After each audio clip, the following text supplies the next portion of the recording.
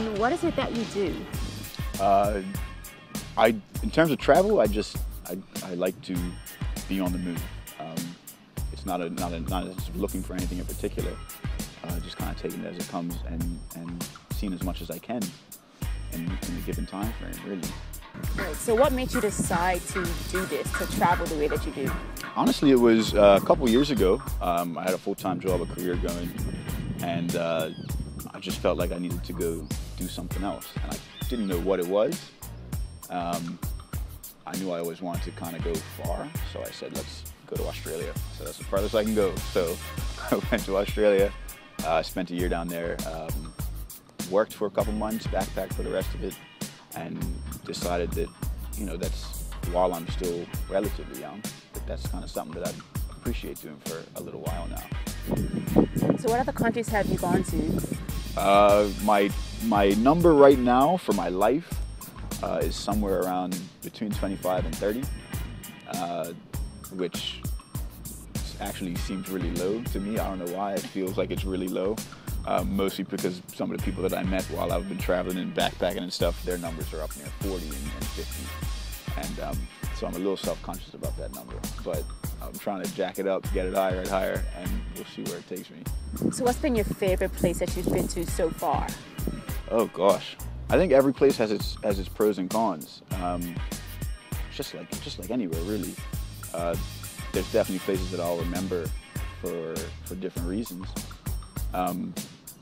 But I don't know, I tend not to sort of judge places based on my own experience, because I could have gone there when it was a hurricane or something, something silly like that, and that changes the entire experience. So I judge it based on the people I met, the things that I kind of took part in, and so for that reason, honestly, I couldn't pinpoint one. I kind of say they all have their big positives and their big negatives. Well, can you give us an example of one of the things you encountered? Yeah, sure. One of the, I remember when I first got to Australia and I decided I was going to go backpacking for 6 or 7 months. I was on BuzzFeed, as we all tend to be at some point in our lives, and I found a list of 10 or 15 unknown Australian towns that you really should see. And so I kind of wrote 5 or 6 of them down that sounded really cool. And I ended up getting to one of them called Mission Beach. And I got to a couple of them, Mission Beach being one of them that I did get to. And I remember I'd booked 2 nights in Mission Beach at a hostel, and it was almost last minute. I kind of said, oh, well, it's on my way to the next place, I might as well stop, because it was on that list.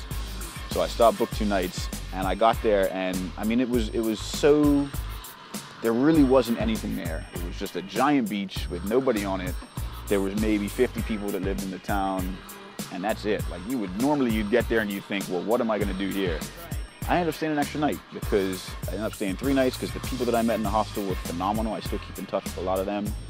I ended up going to New Zealand with one of them and spend 3 weeks with her in New Zealand, traveling around New Zealand. And so it's, little things like that maybe otherwise if it had been terrible people in the hostel, I would have hated Mission Beach, I don't know. But it ended up being one of my favorite spots there because of the people that I met in the hostel I was in. It was really, really fun and enjoyable. Right, so what inspires you to choose the places that you go? Like, why Australia? Australia, honestly, when I left Bermuda, Australia was kind of going to be a final stop. I kind of said I want to go and see if I can find full-time work there and live and work, because I've got my mom's brother married an Australian, so he lives over there so I have some first cousins over there, and I have a little bit of family. So I thought, you know what, I'll start off there. It'll give me a good starting point, see where I can get to. And instead of finding, I guess, a full-time thing, I decided to not find anything full-time at all and just keep going. So what made you choose the other places? Like, where else have you been? I mean, a couple of those countries in that 25 or so have been, years past and family vacations and things like that. And now Southeast Asia kind of came about a bit by accident. I should have done it while I was in Australia, because a lot of people backpack those two kind of together because they're in the same general vicinity in the world. And I didn't, for whatever reason. I ran out of money and a whole host of petty reasons. Now I look back on it. But so Southeast Asia is not so much that I do want to go, but it wasn't like a pull where I said I really, really got to go there. it was more of, I need to go there. It felt like it was somewhere I needed to go. And along the way, I'm going to do a little bit of a European, couple countries in Europe, and that I haven't done yet, and then make my way over there. So what countries are you planning on hitting up? I am going to England first. That'll be the first stop. We're going to a football game, and London. Right. That's more vacation than it is travel, I guess. Yeah. Then we're going to Amsterdam for New Year's, and then I'll be on my own after Amsterdam. So from there, I'm going down to Luxembourg, then to Zurich in Switzerland, and I'm going to fly back to London. This was all figured out literally like 8 hours ago. I fly on Saturday. Jeez. And then I'm going to fly out of London and head straight to Bangkok, most likely. Either Bangkok or Singapore, one or two. Haven't booked that ticket yet, so I haven't quite gotten that far. But. So I have to ask, which football game are you going to? United Chelsea at Old Trafford. Who are you rooting for? Yes! I'm terrified they're going to lose on my first trip there, and I'll never want to go back. I'll believe it was me. So are you excited or nervous about going to Bangkok? A little. I mean, my mom's been. Yeah. And if my mom can handle Bangkok, I'm pretty sure I'll be okay. So I'm not too nervous about Bangkok. I actually kind of feel like Bangkok's going to be like the base, and everything else will kind of maybe escalate from there or go from there. Yeah.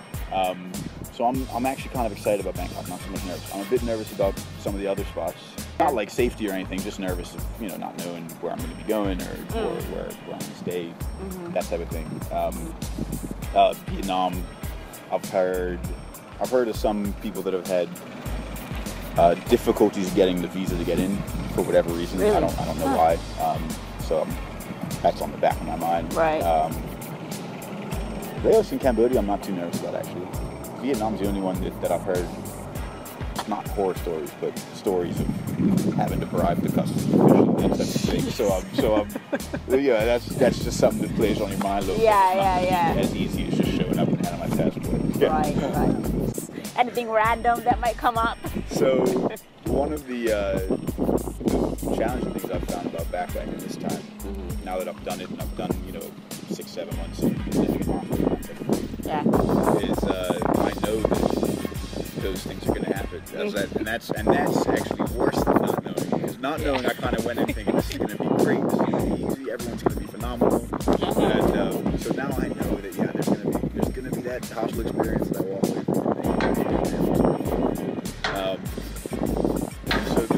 It's weird that knowing these things is a little more disconcerting than not knowing. But I'm still looking forward to them, because those are the ones that provide the most fun stories later on. Down the road, you look back on it. For me, Brisbane was the big one in Australia. That was the big one for me. I left Brisbane and I thought I'd never want to go back there, but it was mostly because of the hostel.